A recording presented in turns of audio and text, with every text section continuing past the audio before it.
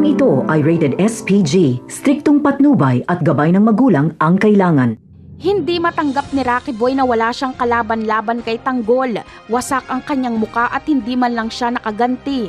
Natikman ni Rocky Boy ang sakit at pakiramdam ng ginagawa niya sa kanyang mga biktima.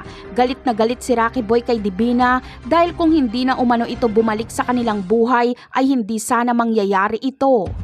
Ganon pa man ay sabik na sabik si Rocky Boy na makaganti kay Tanggol. Hahantingin niya ito at wala siyang ibang nasa isip kundi si Tanggol. Matitigil na ang pang-aabuso ni Rocky Boy sa mga babae dahil magiging abala siya sa paghahunting kay Tanggol. Ayon kay Rocky Boy, sa kanya lang mapapatawad ang nanay niyang si Divina kapag mapaslang na nila si Tanggol.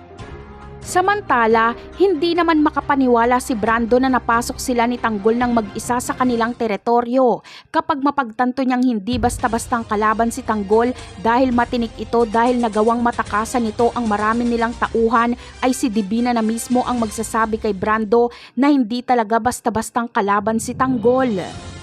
Ganun pa man ay sinisigurado ni Brando na kaya niyang protektahan si Divina. Isusugal niya ang kanyang buhay. Kaya bago masukol ni Tanggol si Divina ay kinakailangan niya munang mapaslang si Brando. Kaya parang pinahamak lang ni Divina ang kanyang pamilya dahil iisa-isahin sila ni Tanggol. Napakarami pa nating dapat abangan sa mga susunod na episode. Paalam!